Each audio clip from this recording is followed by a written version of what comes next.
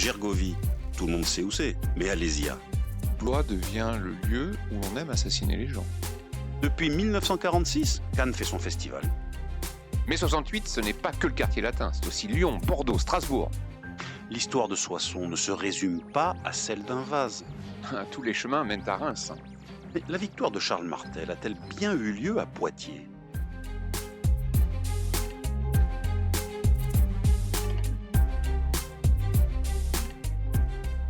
Grande date de nos régions, une émission animée par Éric Labaille et Cédric Delaunay. Un podcast ici en région.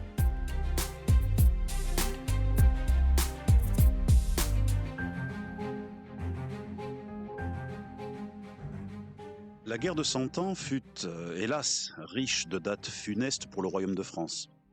Du désastre sans conteste l'une des plus noires de l'histoire de France. Et dans ce contexte déjà difficile, certains événements font figure de véritables catastrophes. C'est le cas de la bataille de Poitiers qui, en 1356, se solde par la capture du roi de France par les Anglais. Mais comment en est-on arrivé là ? Que s'est-il passé en ce 19 septembre de sinistre mémoire ? Et quelles en ont été les conséquences ? Cédric Delaunay, professeur agrégé d'histoire, va nous aider à y voir plus clair. Bonjour Cédric Delaunay. Bonjour Éric Labaille. 1356, c'est une date qui est pas au cœur, mais dans les premières décennies de la guerre de Cent Ans. Comment est-on arrivé à cette guerre qui, d'après l'expression, durera 100 ans ? En fait, on verra que c'est un petit peu plus compliqué. C'est un peu plus compliqué. Alors, il faut remonter en fait à un problème de querelle dynastique. Donc, Philippe IV le Bel a 4 fils à sa mort. Et donc, la descendance semble assurée pour permettre la stabilité de la famille capétienne au pouvoir depuis 987. Effectivement, c'est une dynastie qui a la chance d'avoir des rois qui ne font pas forcément beaucoup d'enfants, mais qui ont des durées de règne assez longues et avec une descendance mâle qui assure une stabilité du pouvoir depuis, à l'époque, quasiment 3 siècles. Et donc, Philippe IV le Bel, selon la légende, aurait eu le tort d'en vouloir aux Templiers. Et la légende veut que, alors popularisée par Maurice Druon, que Jacques de Molay, chef des Templiers, condamné à mort, aurait maudit sa descendance, lui-même et sa descendance. Et, y croit-on, n'y croit-on pas, en tout cas, ses 3 fils, dans l'ordre, Louis, devenu Louis X le Hutin, puis Philippe V le Bel, et pour finir, Charles IV, règnent et meurent les uns après les autres sans laisser de descendance. Problème d'autant plus que Philippe IV avait marié sa fille, Isabelle de France, au Plantagenet Édouard II, Plantagenet, mais aussi roi d'Angleterre. Et donc, à la mort de Charles IV, se pose un problème de transmission de la couronne. Qui est roi de France ? Isabelle de France et Édouard II réclament la couronne pour leur enfant. Ce à quoi s'oppose un cousin de Philippe IV, qui est un Valois et qui demande à devenir roi.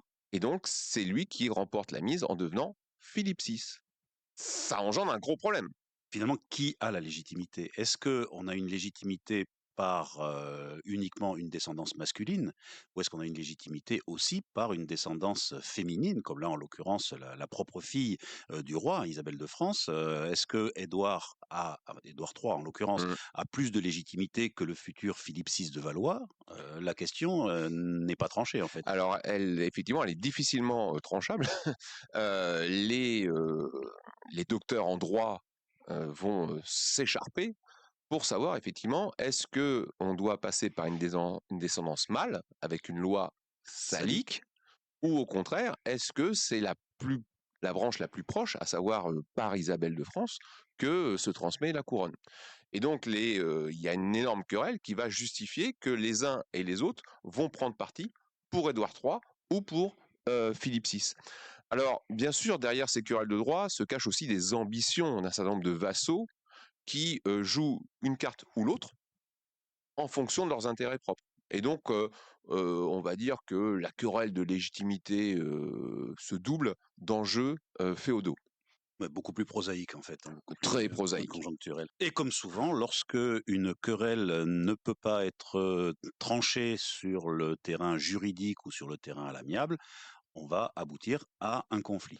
Alors le conflit, C'est un conflit larvé. En fait, en 1337, Édouard III revendique officiellement la couronne de France et demande à son cousin d'adopter en sa faveur. Et donc là commence la période de conflit, mais il ne faut pas imaginer des États-nations avec des armées très organisées qui vont se foncer dessus, hein. On n'est pas dans la Seconde Guerre mondiale.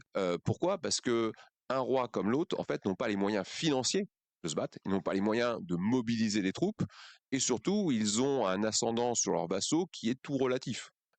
Qui fait que on reste souvent dans des guerres de campagne qui ne prennent véritablement forme que en 1346, où on a une première bataille terrestre. Alors, il y a déjà eu une bataille navale en 1340, la bataille de l'Écluse, gagnée par les Anglais, qui réduit la flotte française à néant et qui empêche toute pensée de débarquement, etc.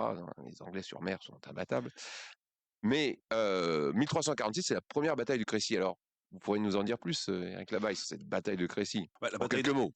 La bataille de Crécy porte en elle le germe de toutes les futures confrontations entre les armées françaises, si tant est qu'on puisse parler d'armées françaises et anglaises. C'est l'affrontement de deux conceptions presque opposées, pourtant issues du même moule, hein, de l'affrontement. Nous avons la vieille conception de la chevalerie, cette chevalerie qui doit montrer l'exemple, qui combat à cheval avec la piétaille autour d'elle, face à une approche beaucoup plus pragmatique fondée sur les armes de jet, et notamment le fameux longbow, hein, le grand arc des archers gallois, qui saturent l'espace, qui neutralisent la cavalerie et qui finalement aboutit à un massacre. Là où la force brute d'une cavalerie chargeant pouvait, dans une confrontation, je dirais, traditionnelle, aboutir à un résultat décisif, désormais ce n'est plus le cas, et la cavalerie est vouée désormais à la manœuvre, chose que les Français ne comprennent pas et ne comprendront pas avant Azincourt, donc 1415 Azincourt. Donc on est vraiment très loin d'avoir trouvé la solution à ce genre de problème. Donc la bataille de Crécy qui sonne comme un préambule à la fameuse bataille de Poitiers qui est au cœur de notre propos.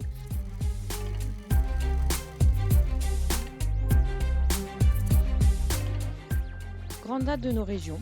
Un podcast ici en région.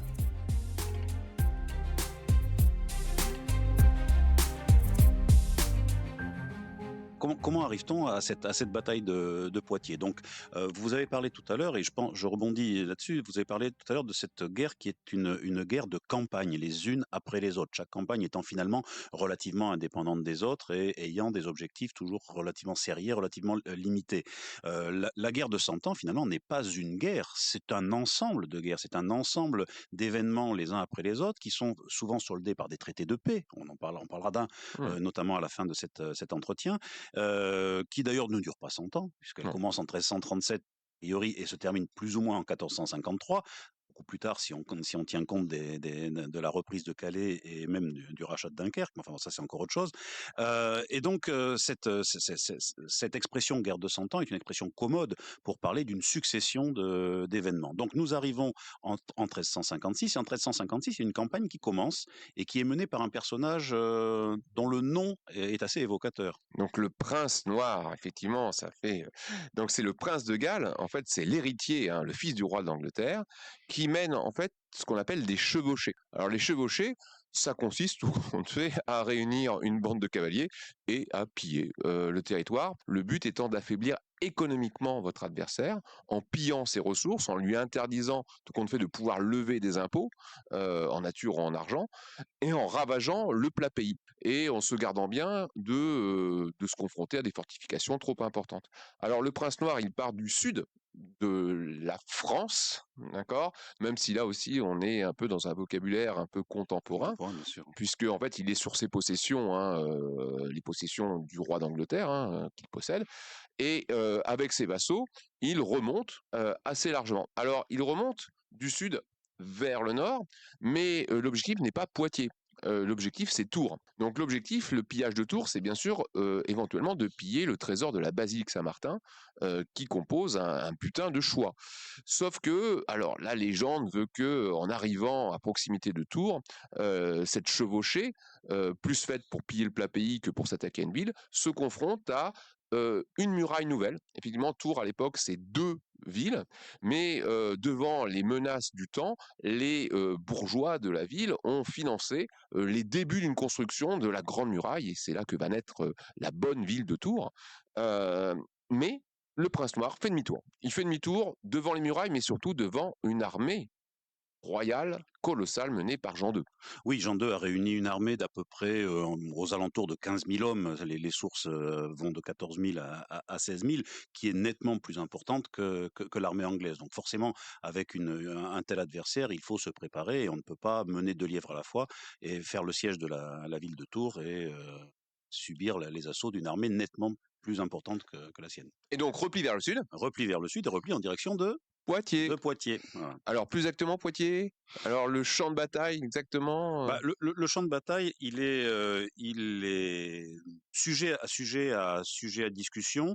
Il est aux alentours de. Alors, on a dit le sud de Poitiers, maintenant le nord de Poitiers. Tout dépend des interprétations des historiens. C'est pour vous dire que les sources sur ce genre de bataille sont parfois assez contradictoires, jusqu'à preuve que l'on trouve des sources archéologiques indubitables. Là, après, je n'irai pas plus loin. Mais le sort de la bataille va ressembler à celui de Crécy. Oui, la bataille commence comme une bataille de rencontre, puisque là nous sommes le 19 septembre et quelques jours plus tôt, l'arrière-garde française a été surprise par les Anglais. Elle s'est débandée, on a eu des morts, hein, des morts considérables, et donc c'est une première surprise. Et ensuite la question se pose, est-ce qu'il faut ou pas accepter le combat? Le commandement français se partage en 2 camps. Certains considèrent qu'il y a un piège tendu par les Anglais et qu'il faut rester prudent, se dérober pour s'imposer sur un terrain que l'on aurait choisi soi-même, et l'autre partie du commandement va considérer que non, la force prime au nombre et que à partir du moment où l'armée française est plus forte, elle peut attaquer. Donc c'est cette deuxième voie qui est finalement entendue et qui aboutit au déclenchement de la bataille le 19 septembre proprement dit. Alors, il y a quelque chose qui semble un peu bizarre, parce que la force de la France, c'est sa chevalerie, mais a priori, la plupart des chevaliers déchaussent. Oui, alors Jean II avait demandé à ce que la plupart des guerriers, donc des seigneurs, hein, combattent à pied, ne gardant ce que l'on appellera plus tard une réserve de cavalerie, que de 500 hommes à cheval, chargés. Et l'idée est intéressante. L'idée n'est pas complètement dénuée de sens, puisque l'expérience de Crécy a joué. Ces 500 hommes sont censés charger les archers anglais, de manière à priver l'armée du Prince Noir de son principal atout, qui est cette pluie de flèches qui s'abat sur les combattants. Le problème, c'est que dès que les combats commencent, les Anglais, par leur dispositif, par leur façon d'aborder le choc, vont désolidariser l'armée française, qui va perdre complètement l'effet de masse, l'effet de choc et l'atout de sa supériorité numérique. Et la bataille va se diluer en une multitude quasiment de combats particuliers, d'escarmouches, de combats localisés dans le plus parfait désordre. Et parmi ces combats, il y en a un qui est resté célèbre. Je vous laisse. Effectivement, le roi de France, à pied, se retrouve en train de se battre.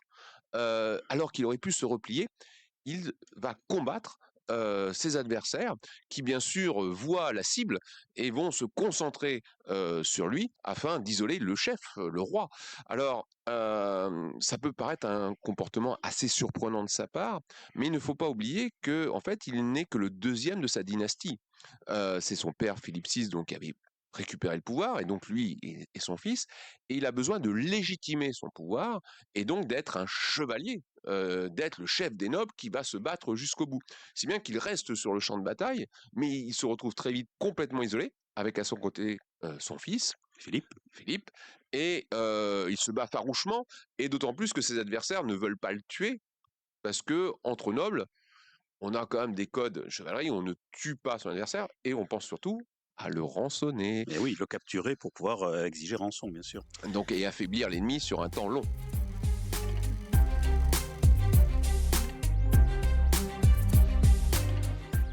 Grande date de nos régions. Un podcast ici en région.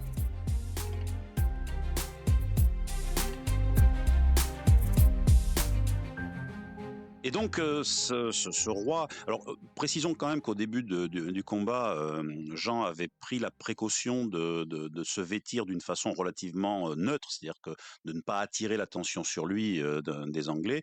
En cours de combat, il y a quand même des signes qui ne trompent pas et les Anglais ne se sont pas trompés sur la personne qu'ils avaient en face. Donc il se retrouve isolé avec son fils, son fils Philippe, et se passe une scène qui a été abondamment relaté dans les manuels scolaires pendant des décennies. Hein. Les deux hommes sont encerclés par les ennemis. Et ils se battent.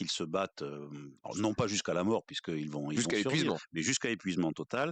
Et le fils Philippe dit à son père pour l'aider à se défendre, père, gardez-vous à droite, père, gardez-vous à gauche.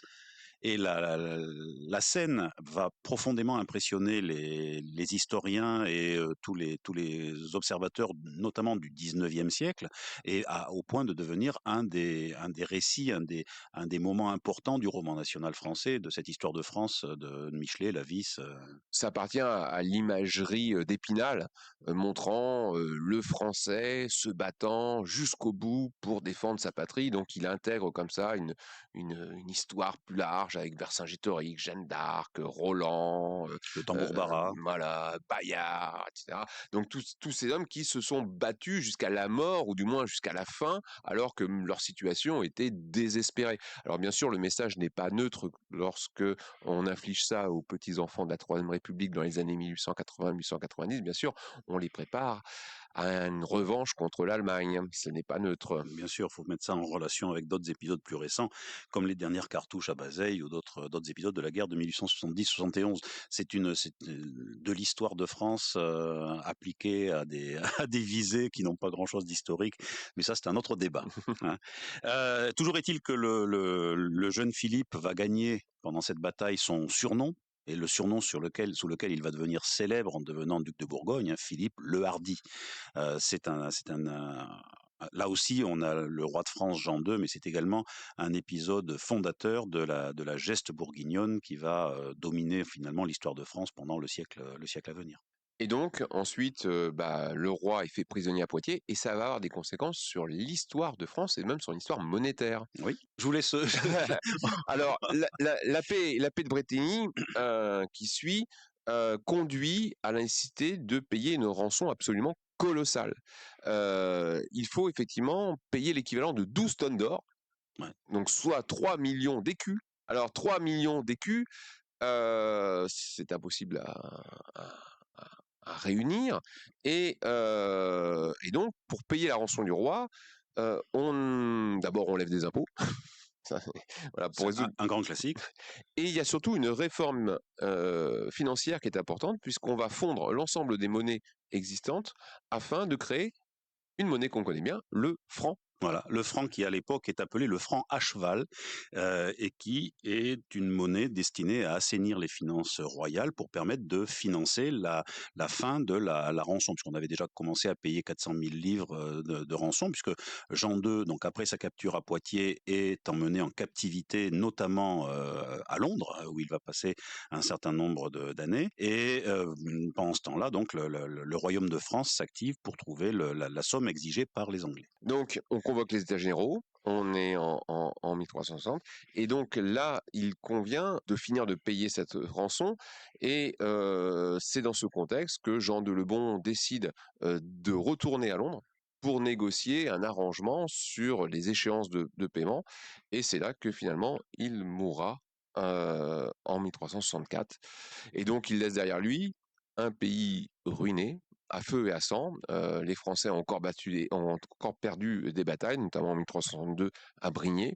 Voilà, il laisse un pays exsangue. Un pays exsangue, mais un pays dans lequel il avait quand même eu la sagesse de signer un certain nombre d'ordonnances, de poser les fondements de ce que son fils Charles, donc Charles V, hein, l'ex-dauphin devenu roi, donc son fils va pouvoir un temps avant la folie de Charles VI, mais pendant cette troisième tiers du XIVe siècle, redresser la situation, restaurer les finances royales, refaire de la France, enfin en tout cas du Royaume de France, un adversaire crédible à la puissance anglaise qui est triomphante. Avec le traité de Bretigny, c'est une catastrophe pour la France, c'est une catastrophe à la fois financière et géopolitique. De manière, l'Angleterre possède une énorme partie de l'actuel territoire français et le Charles V va avoir une action particulièrement bénéfique sur le pays dans le cadre de cette guerre de 100 ans, et cette action est en partie préparée par Jean avant de repartir en Angleterre renégocier le traité de Bretigny. Merci beaucoup Cédric pour ce retour sur une période pas facile et un peu douloureuse du point de vue mémoriel de l'histoire de France. Donc je rappelle que vous pourrez trouver toutes les précisions sur la bataille de Poitiers de 1356 dans le livre des grandes dates du Poitou aux éditions Ici en Région, disponible dans toutes les maisons de la presse et dans toutes les bonnes librairies. Merci beaucoup Cédric et à très bientôt. Merci, au revoir. Retrouvez tous nos podcasts, livres, articles et vidéos sur notre site internet icienregion.fr.